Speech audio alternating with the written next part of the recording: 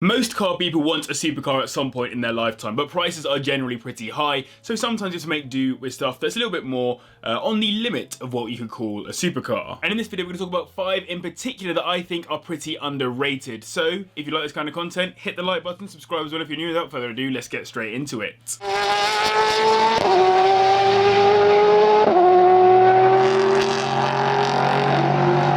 Let's kick this video off with the Maserati Granturismo MC Stradale, a Grand Tourer that's been heavily modified by Maserati to satisfy their clients' needs. The story goes that Maserati owners wanted a car that would both look and feel like the company's race cars, like the Granturismo GT4, GTD and Trofeo, and Maserati heard their calls by producing this absolute monster, placed in the super sports car class and built to go fast. It has a 4.7 litre V8 engine which produces 453 brake horsepower, taking it from 0 to 60 in 4.4 seconds, not too shabby. Compared to the standard car, you can get an optional carbon fibre bonnet, which is a nice visual representation of the 110 kilograms additional lightness you get from this car. The extra power also comes from F1 anti-friction technology to let the engine run freer, plus it comes with additional air intakes for engine cooling, revised splitters front and rear to increase downforce, and further cooling ducts for the carbon ceramic brakes, which in turn offer better, more consistent stopping power. The formula is more similar to a Porsche GT product than a Grand Touring Maserati, and that's exactly why I wanted to include it as an underrated car on this list. For those that do know though, it's not particularly cheap, starting at around £50,000 and generally sitting at £60,000. Considering the Gran Turismo had the record for the world's fastest car from design to production, I would say it's also one of the most stunning cars for the money, helped by the fact that it's a Pininfarina design, and the MC Stradale in particular is special given that just 155 of them are on the roads here in the UK right now. Gearboxes and engines are generally good, but the engine can develop an annoying oil leak. The car was also praised for good build quality compared to other Maseratis. Next up we have the BMW i8, which is a super cool car in my books, which doesn't get quite as much love as it maybe should. I honestly think this is a certified future classic. I mean, look at the M1 which inspired this car's design and compare the i8 to anything else BMW has produced. It's so different and it did really well in terms of sales, plus it was starting to get the respect it deserves just in time for BMW to cancel it with no car to follow it. That for me is a perfect formula for a future classic, which is why I'm always so surprised to see it sitting at around the £30,000 mark at the bottom end, with most sitting at around the £37,000 mark. It comes with a tiny 1.5 litre turbocharged inline-3 engine with an electric motor attached, producing a combined 356 brake horsepower,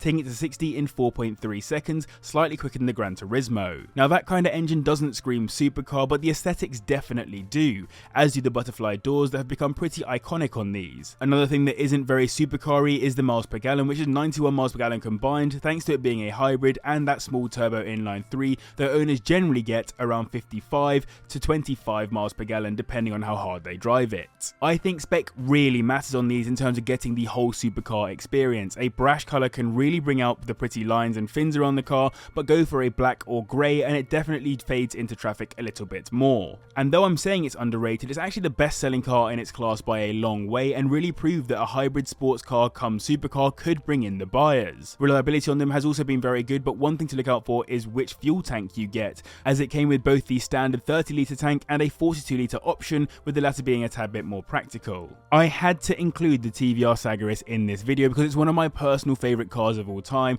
and I honestly don't understand how you can still get them for around the £70,000 mark. Yes, that's a lot of money, but not when you consider just how special and different this car really is. I mean, that's like 718 GT4 money. In fact, it's less, but instead of getting a GT4, you're getting a car built to be an endurance race car, then reversed back into being a road car, patching up the axe wounds on the bonnet, leaving the aero lump on the roof to fit your helmet under, and the iconic side exit exhausts. This absolute monster has next to no safety features, no driver aids, nothing. It's just pure driving thrill and enjoyment smashed into a relatively small British package. It comes with a 4 litre inline-6 engine which makes 406 brake horsepower, taking it to 60 in 3.7 seconds, made possible by the fact that it weighs a hair over 1,000 kilograms. The fact that it was built to be as bare bones as possible doesn't actually make it a bad car to drive, as its racing roots make it handle exceptionally well, as mentioned by basically all reviews you can find of the car. Yes, if you're aggressive with the loud pedal it can get squirrely, and in the wet it's known to be terrifying, but it's genuinely a car you could take to a track day and run around. What's even more crazy, that example I showed you on Auto Trader is the same one driven by Jeremy Clarkson in Top Gear,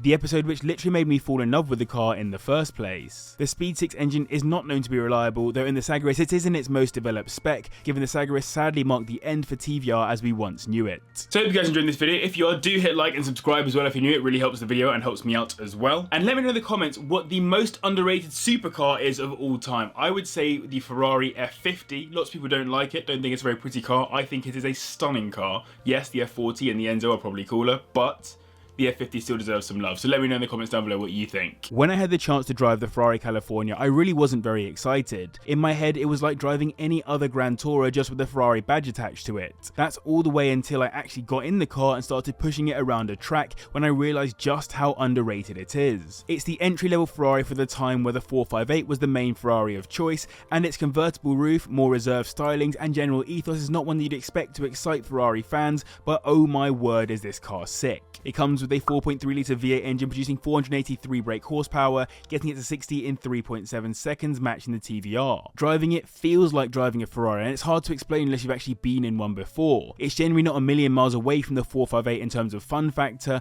and the fact that you can take it from the track, then cruise around with the roof down and put your golf clubs in the boot if you put the rear seats down, makes it such a good choice. Add on the typical luxurious Ferrari interior and you are genuinely laughing in one of these, and they certainly shouldn't be slept on. It's a jack of all trades in that sense, and the badge for me definitely helps it become a bit more of an option too. Plus they start at around £60,000, just over half the price of a 458 today, while most sit up at around the £70,000 mark. That's not bad money at all for a modern-ish Pininfarina designed V8 engine Ferrari, and when you're cruising around the Algarve or anywhere else equally beautiful and full of rich people, you'll still look like a boss. The transmission and the roof cause the most problems with these, so they are two things to be aware of.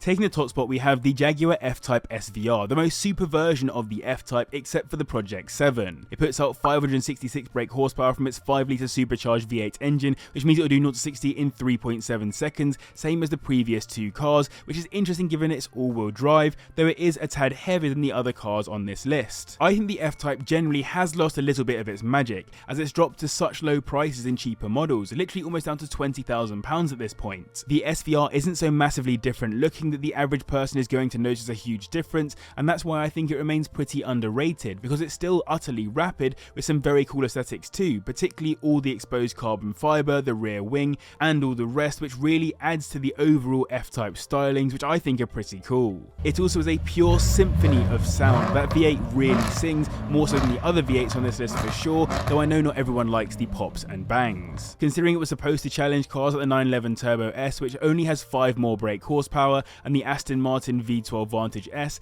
and the Mercedes AMG GTS, it definitely holds its own in the power, speed and performance categories, and on price it is much cheaper, starting at around £45,000 with most at around the £55,000 mark. I think the growing love for Porsches, particularly the Turbo S, the rarity of any AMG GTs, and the badge on the Vantage have kept them higher in value and left the Jaguar as the underdog of the group. Wheezy superchargers and tappity tappets can be problematic on these, and some people have suffered loud timing chain tensioners. So I hope you guys enjoyed this video. Massive thanks to watching, and to the patrons as well for their support. And if you want to watch another video on some cheap supercars, then click up here and subscribe as well down here.